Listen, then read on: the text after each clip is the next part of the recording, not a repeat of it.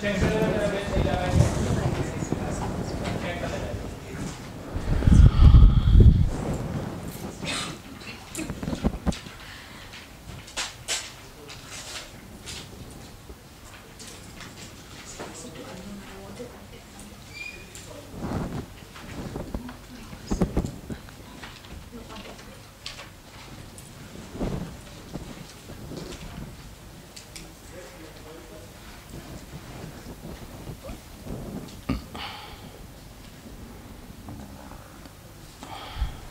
we start?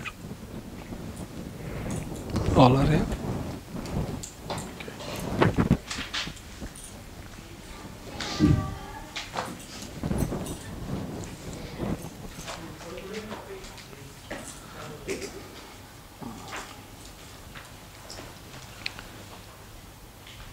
So when we say that transform this field of reasoning to the discrimination, we need more analysis. But it's very difficult to go from one level to another. So more and more analysis, use of reason is needed. From reasoning to discrimination, how one can go when one exhausts the reasoning, then only one enters into the field of discrimination. So reasoning is needed. And reasoning transforms itself into discrimination. So one very beautiful system devised by Dr. H.R. Nagendra ji is called happiness analysis. Have any one of you gone through that before in any class? Okay. So I am now explaining on the basis of that.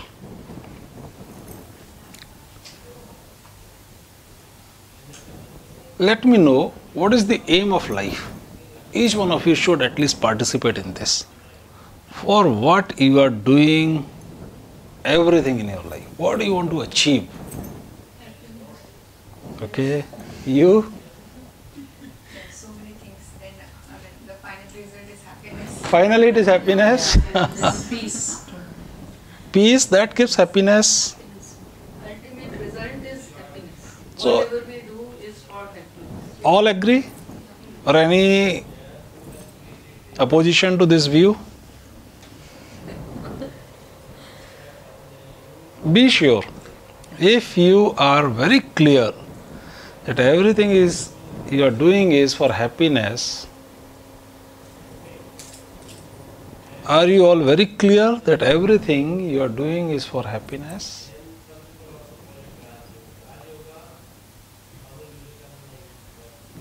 If it is asked and when you analyze, you come to know that everything you are doing is for happiness. But in the process you forget. You are doing something, you forget that you are doing it to gain the happiness. So ultimate result is happiness. Ultimately what you want is happiness. Agreed? Now there is a very small story that again you might have heard, but I am telling it and that will explain little more. There was an old lady and in the night around 1 a.m. she was on the road under one street light searching something. And one gentleman was going through that road. When he saw the old lady searching desperately there,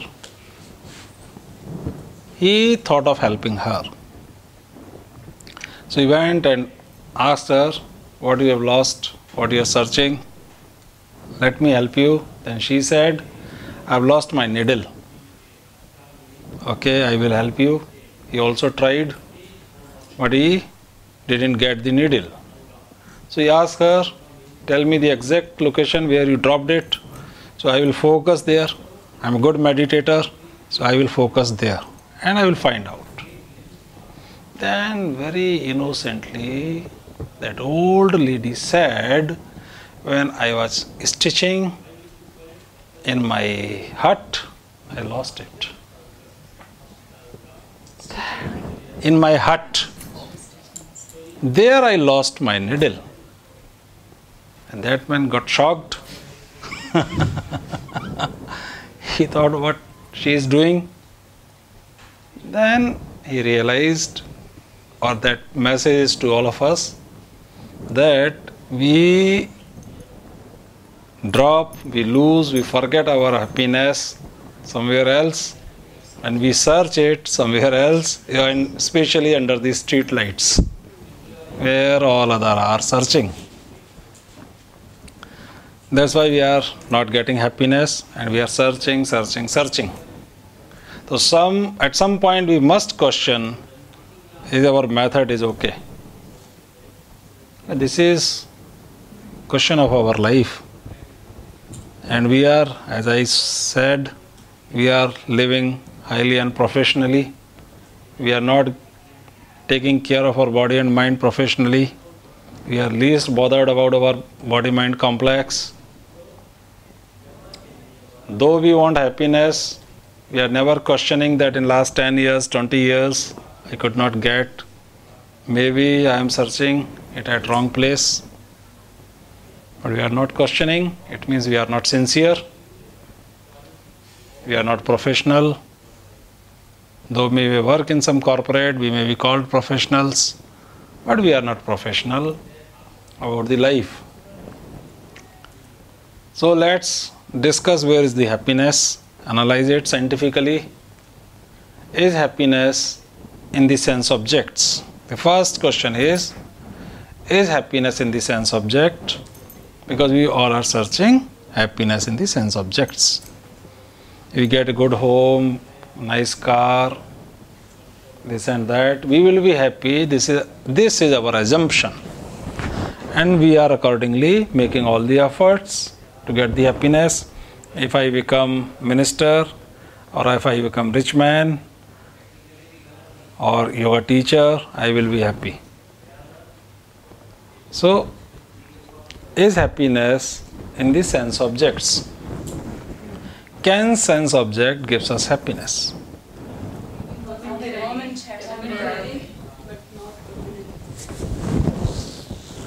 It's not permanent.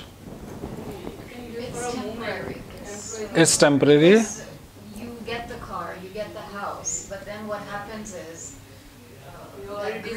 that desire that, oh, I want a bigger car, I want a bigger house. Yeah. So you are making this point that happiness is not in the sense objects. And also you're getting attached to that. So as soon as attachment comes, you're not really happy. But my question is it the nature of the sense objects? Is it the intrinsic property of the sense objects that it gives happiness? See, you eat one rasagulla, one sweet dish, you like it, you feel happy. If it is of your liking, for a moment you have accepted that it gives momentary happiness. That much you have accepted, that it gives momentary happiness. That's why we are after it. At least momentary. Let's get momentary happiness. That's why we all are searching it in the sense objects. But is it the property of the sense objects? Because same thing, one thing doesn't give happiness to all. One kind of dish doesn't suit to all. And we are saying it is momentary, then it should give momentary happiness to all. But is it giving? Suppose you like idli and another one likes paneer dish, and you hate paneer dish and she hates idli. So it's not giving even momentary happiness. Then what is the thing behind it? So can we reach to the conclusion that happiness is not in the sense object? It's a very big word. Let's analyze it very scientifically, reasoning based. I agree that it gives momentary happiness. But the same sense object is not giving happiness to all. It raises the question that though she is eating, she is becoming happy, but the same thing is being disliked, and if by force she is being forced to eat it, she is rather vomiting. But you may say, okay, don't be so rigid. It is not, we are not discussing chemistry or physics. It is life, so we have to be a little more flexible. At least it gives me happiness, momentary. Why should I worry about others? This sense object, I am looking for my happiness. So to me, this is giving happiness. Be true to ourselves. We are sincerely discussing it. We are not searching happiness for someone else. We are searching happiness for our own self. Not for our children, not for family. We are searching happiness for. If we want to make them happy because it will give us happiness, that is another point. So we are looking for happiness for our own self. So why should I bother whether Rasagulla gives happiness to her or her? It is giving me happiness. Okay? See, I am putting questions from your side also. I am not jumping to the conclusion. Questioning the process. Is happiness in the sense objects? So it has been proved that, yeah, it is there, but it is temporary, momentary, and it has also been agreed that same sense object doesn't have the capacity to give happiness to all. Right? But we have also come to realize that sense object which I like gives me happiness at least. So why should I worry about others? That is how we are living in the life. We focus on something which we like. Okay? But is it true that it gave you also happiness? Suppose you like Rasagulla, again the example of Rasagulla. So you eat one, oh beautiful, you feel energized, relaxed, happy, satisfied. Then you eat one more, happy, one more. Then the happiness stabilizes. Then your friend comes, he says, take one more. Then he said, no, okay, it's enough, I have taken 3. No, take one more. You oblige him by taking one more Rasagulla. Then by chance 3 more friends come. Each one forces you, because they know that you like Rasagulla like anything. So each one requested you. He said, no, I have taken. This one has given me. Okay, you have taken from him. Not taking from us, it means you are not our friend. Take from us also. So you helplessly, okay. 5th one, 6th one, 7th, you started vomiting. What happened? You said it gives at least happiness to me. And if happiness is there inside the sense object, especially for you, then it should have multiplied itself. 1 Rasagulla, 1 unit happiness, second, 2 unit, 3 unit, 4 unit. When you were eating 8th Rasagulla, 8 units of happiness should have been there. But instead of increasing, the happiness starts diminishing. The law of diminishing returns. What is there? Is happiness in the sense objects? Either it is in the happiness of your sense objects of your choice.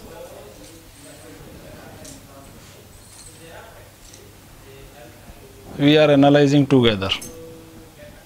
Please ask questions, please raise your points. So do you agree that happiness is not in the sense objects? It cannot be in those objects, because then the more, if you love this dish, the rasgulla, then the more you get, the happier you should be. But if that's not the case, because now you've had so many that you're vomiting, so then It's not there. so it's inversely. But I will say that I am a sensible person. I know my limit. I can use it well in a very calibrated way. I know till 3 rasgulla I am full of happiness. Why should I go for 4th one? It is my mistake. I am a human being. I have intelligence. So I will be restricting myself to that level. So for me, yes, there is happiness in the sense object. If I use it in limit, if I know my limit, then it is there. One rasgulla gave me happiness. It's momentary, but it is there. Happiness is there. Okay, I agreed. I accepted. It is momentary. But for moment, it gave me happiness. I am looking for happiness, whether it is momentary or permanent, it is happiness. So for a moment, I got the happiness. And why should I go for 10 rasagullas? I know 2 are sufficient for me. So for 2 rasagullas, I am getting happiness. Right or wrong? Know the limit. You should know the limit. If you know the limit, then you would stop. You would stop. Yeah. It's the same way with any ownership materialistic. Then okay, if I have a house, I should be happy with that house and not want anything bigger. Or, I mean, yes, you can always have. So knowing the limits of requirement of the sense objects can make you happy. Yeah, whatever is, we feel it's okay, that is the limit, then we feel happy. So you are saying that If happiness, you are satisfied with what you have. so happiness is in the sense objects. That is why you experience it, because you are enjoying it in the limit. So is it there? Momentary happiness Is the quality of the sense objects to give the happiness, it is their nature, or you are getting due to something else? here for momentary. Momentary it is there. Okay, now let's question this also. Is it momentary there or not? Or something else is also there? Now take a situation. One boy, Suresh, he was preparing for the exams. He was preparing for the civil service exams. He wanted to become IS officer. And 3 years he was doing preparation, and he worked very hard day and night, and he gave the exam. Next day morning, his result was about to come, so he could not sleep even properly. He was so anxious. And one of his friends from Delhi was coming to meet him. That friend knew that Prakash knew that Suresh loves eating rasagulla. Again the same example to explain. So he brought 1 box of rasagulla for him, because he knew that he loves it like anything. He's mad after rasagulla. When he reached there, by the time result had come, and Suresh failed in the result. So he was so disappointed, so depressed, that he could not properly welcome his friend. But the friend, He will not enjoy the rasgulla also. his friend was so close to him that knowing that he has failed in the exam, he hugged the friend, consoled him. So it's okay, but the mood of Suresh was not coming up. So he thought he likes Rasagulla like anything. So maybe this may give him the momentary happiness. So he tried to put Rasagulla in his mouth, and he rather forced. He ate one Rasagulla, but no change in the mood, no happiness, nothing. Because it's a mind. So, is it in the sense objects? State of mind. It's a state of mind. This is happiness analysis. So, we all are searching like that old lady. She lost needle in her hut and she was searching under the street light.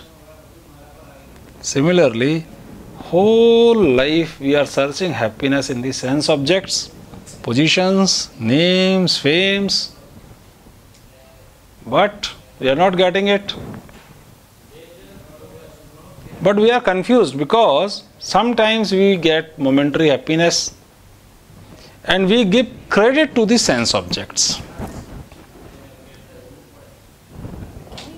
And can we just put in like, this is my own analysis, I'm not sure it's correct or not.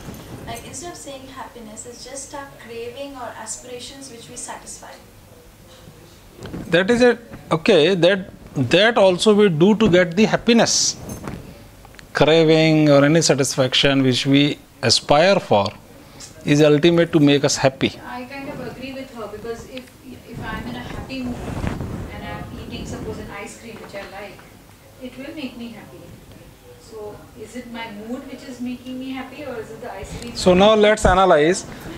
Let's analyze it. Actually, So it is giving me momentary happiness. So Okay. I can't say that the sense object is not giving me happiness. I don't think so. I So would say that. I think one point is very clear, that sense object in different situation, in every situation doesn't give happiness. It is clear? That's correct. That's Okay. It means it is not in the sense object. yeah. Not even for you. You have chosen your sense object. You have limited its use. But there are moods, there are conditions of the mind in which that also don't work. Just think that there are moments when we are so unhappy. At that time, nothing we like. We may try to listen music, our favorite, but if we are very deeply hurt, that will also not work. If we are very deeply saddened or depressed, nothing work at that time. So it proves that sense objects are not capable of giving us momentary happiness. But again the question remains, as she said, but even then I get happiness. It's true, it doesn't give happiness when I am really sad, but in normal conditions I do get happiness. What happens then? Let's now see the things in slow motion, because this happens very fast, so we do not recognize. When we watch the TV, suppose cricket game is going on, bowler comes, ball comes with such speed, then when it touches the outer edge of the bat and how he was caught, in one go we couldn't see it properly. Then the slow motion is shown. In slow motion, we very clearly see, okay, ball is coming, touching the bat, going in the hand of the fielder. Then things become clear. So let's analyze. Let's see in that way. What happens when you go to some place? Say, when I was in Kanyakumari, I used to see the people who used to come to Kanyakumari, the great ocean is there. When they used to go to see the ocean, for the moment they used to see it and used to get filled with the joy. What has happened? When you eat Rasagulla, what has happened? You are filled with the joy. When you achieve success, what happens which fills you with the joy? Just analyze what is happening here. In slow motion, when you eat good food, when you use something very nice, when you see something very vast, mountain, ocean or rivers, or when you achieve something, what happens at that moment? For that fraction of second, all your thoughts stop. Observe it. When you see the ocean, you are just like this. No thought. Thought comes afterwards. Oh, it's so beautiful. This is thought. Yes. Merged into that. This is called Vishaya Vishayi Sambhog. The observer and object have merged Together. and thoughtlessness has taken place. And if you understand this science, you can enjoy more. If you know this, you can enjoy more. Now you can eat and get more happiness. Now you know that thoughtlessness is needed. That meeting of sense object with the observer is inducing thoughtlessness in you. That too momentary. With your own efforts, meditation, samadhi, they are inducing thoughtlessness without the help of any sense object and taking you into the bliss which you are seeking outside is your inner state of mind.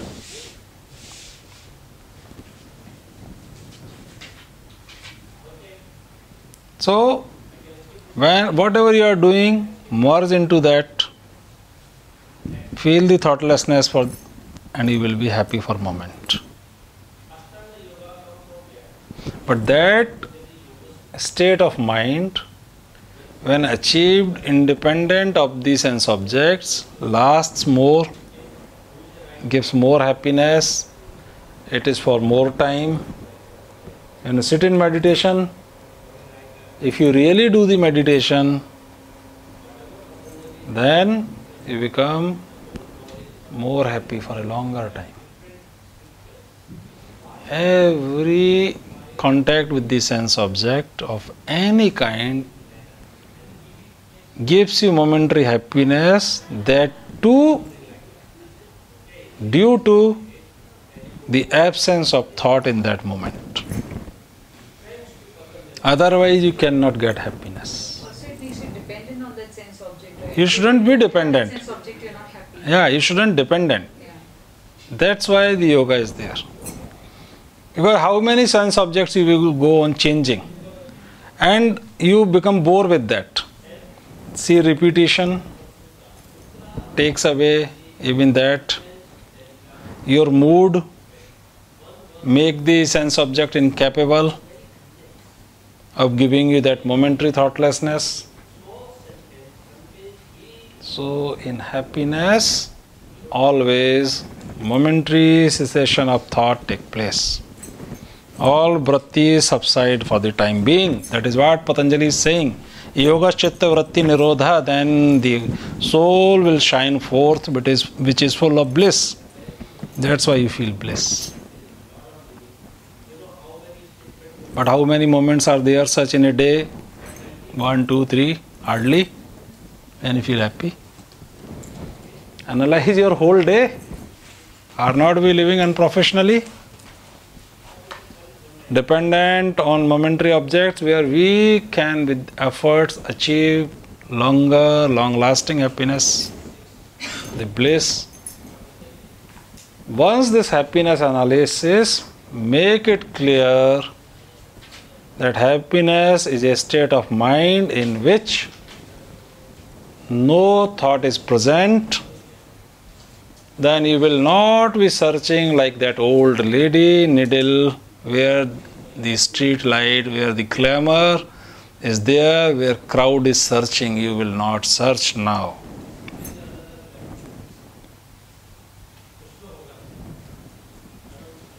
The observer and observer also merged, right? Then Yes, yes. It happens in the sense of when observer connects with the sense object. But in meditation it is not required. Without object you are doing. Can I ask you this? I mean, like, but in this life, right, you are surrounded by sense objects. Do you? If they are giving momentary happiness, take it. But you know it, that how you are getting the happiness. You know, now you have known the reality, the truth behind it, that it is inducing the thoughtlessness. So you may make effort to induce it little more. Earlier it was for 1 second. You may be little more aware. You may dive more deep into it. You may focus more. You may get little more. But that is momentary. Well, my question is that, but do you withdraw from this, or do you just enjoy it for what it is without getting attached? No, I'm not saying of withdrawal. No, I'm not saying of withdrawal. Please, this is very old notion. When I talk of non-attachment, it is not that you will not be enjoying the world. You will be enjoying more. You will not be dependent. You will be independent. And the level of bliss will be different. You will have more ananda, more joy. Suppose you started knowing this is your body, your mind, you have become the operator of it. You are seeing the thoughtlessness as well as thought. And now you know this, how this mind coming, you are standing here, this is your machine, okay? You see this mind coming in touch with the sense object, and the cessation of thoughts has taken place. And you are here, you are seeing this. Then you will say this is very momentary.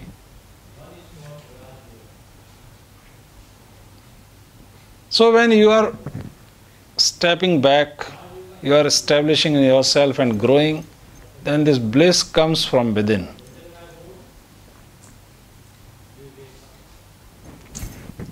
So, achieving the goal, achieving the target will not give happiness.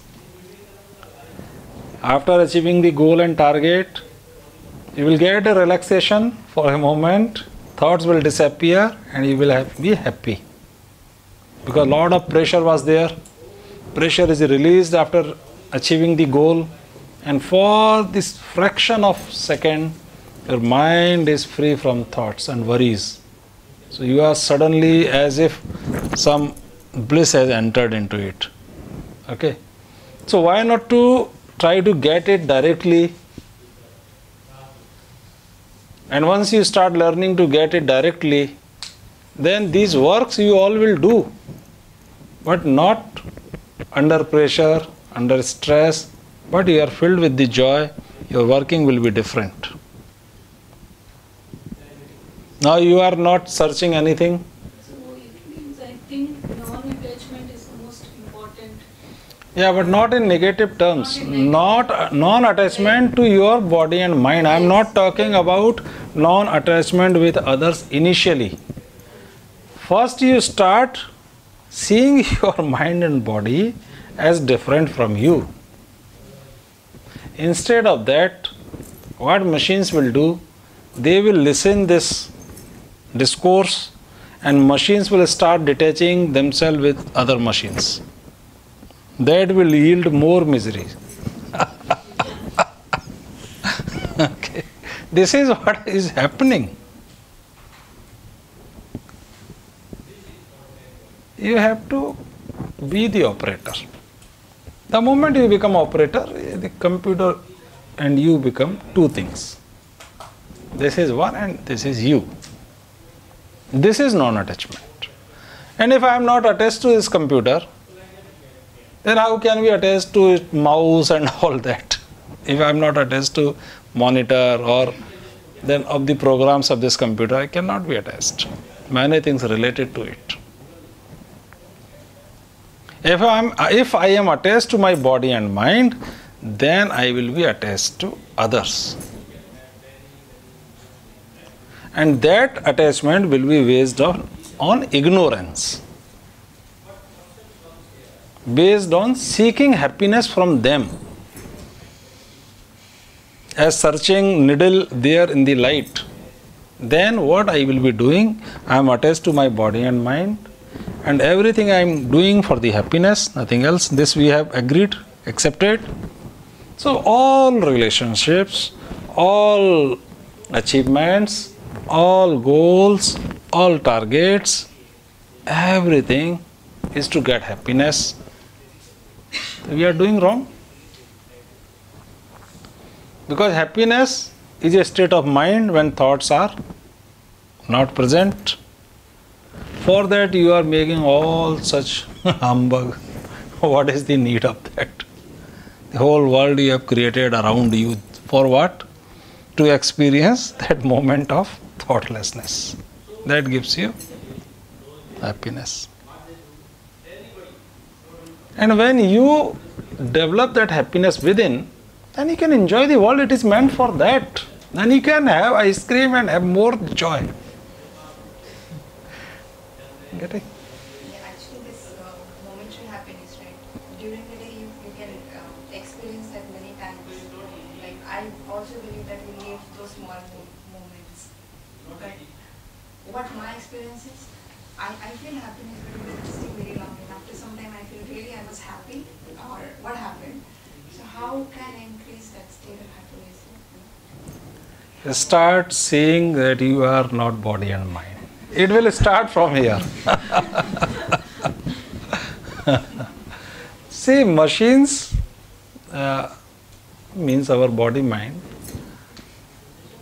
They have been designed in such a way that if they work independent of the operator, if operator is not in the charge, if they work on their own, they will always get momentary happiness and long lasting unhappiness. See, if happiness is for 1 second in 1 hour, then 59 seconds are unhappiness. So unhappiness is long lasting. Happiness is momentary. How to manage it, like if person is facing many difficulties, seriously, like many problems are there, facing difficulties. So how should he react? He should feel, no, this is not a problem, I am happy. How can this be implicated in practical life? Nothing is permanent. Yeah, See, yoga never teaches escapism. if you do that. It doesn't teach that you should escape. No. Yoga says, be fearless. Think what will happen. You will lose something. That's all. The moment you think like that, you will be free from worries. Because we cling to something and we give it so importance that it is mandatory, it is necessary for our survival. That's why we suffer. Don't carry the worries always. No, I'm talking like, okay, now maybe we are happy because we don't have that much difficulty. Suppose you are working somewhere. But he's really facing. Okay, take some live examples. Suppose you are working somewhere and there are a lot of pressure of achieving the targets. Okay, if you don't achieve the target, you may lose the job. Okay, that threat is there. You work hard, sincerely, but sit for some time quietly and analyze. If I am going to lose the job, I may search some other job. Have faith in your capacities. Don't think that you will not be getting. Don't encourage such negative thinking. Be always positive. Be fearless. This is what yoga teaches. Be fearless. Ultimately, everyone is going to die. So why to worry and fear? Right? See, whole life we accumulate so much, so much, so much, and one day it is taken like this. So keep that also in the mind. That's why understanding is also needed. See the full spectrum. We see only one day ahead. See the whole spectrum of the life. You are of 20 years, 60 more years are there, then I will be living. See, with a small thinking, a small vision, problems will always be there. You have to enlarge your vision and you have to become fearless and don't give importance to anything, whether it is job or anything that can make you unhappy. Have faith, ready to suffer. See, be prepared to face adversities. Don't run away from them. If the problem is there, okay, I will face it. Keep your confidence up. Don't bow down. Do whatever is right. Don't accept anything wrong and move ahead. And you will be happy, successful. Be kind, be a good person, you will always be successful. So we can say that the ultimate happiness is the state where whether the things are going our way or not going our way, we are still in the satisfied. This is your state of mind. Nothing gives you happiness. This is your thoughtlessness which gives you the feeling of happiness. Because again the non-attachment also comes, right? You're not attached whether you're happy or sad. You're still. That is even a higher state. So if we This happiness is not bliss. In fact, what we get by eating or by seeing is happiness. But bliss is something very higher. So when you become non-attached, this momentary happiness and this momentary unhappiness goes away, and you establish yourself in bliss, which you cannot understand right now what bliss is, because our apparatus is not ready for that.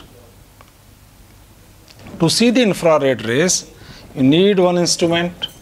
To see the X-rays, you need one instrument. To have the night vision, you have such instruments you have to have. So similarly, to experience the bliss, you have to upgrade. For that you have to practice. And practice of non-attachment. And as we grow more in the spiritual knowledge, we become more skillful and in control. Of course, you become more. You take the example also of our gurus, rishis, avataras. They were all successful and skilled people. Nobody was a coward. None ran away from the life, whether it is Sri Rama, Sri Krishna, even Vivekananda, Shankara. They worked hard. They didn't care about the fights, sufferings. They were all warriors because they had happiness within. So nothing stopped them. Why we stop? Because we are seeking happiness from outside. If something is not giving, we stop. When we are getting happiness from within, we can face a war. We can face anything. The happiness that you're explaining, is it experience in the mind? I'm trying to understand this, like, because you said No, detached from the no. where is It is what I am saying. See, I am using two terms, happiness and bliss. I am saying this soul, the operator, which is you, the real you. You are not this body mind. This body will remain here only one day. So you cannot be the body. Because we always feel that we are eternal. Each one of us, if we seriously think, we never think of death.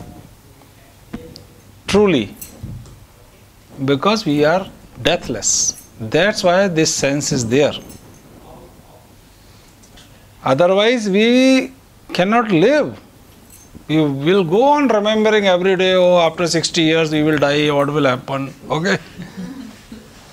Because we are deathless and this knowledge is inbuilt in the operator, it knows. So it's the operator which feels the happiness, not the mind. Normally, in normal conditions, when the operator is not awake, it is the mind which seeks happiness at wrong places. This body seeks happiness at wrong places because body, mind, machine is full of ignorance. This mind which is installed in us is based on ignorance.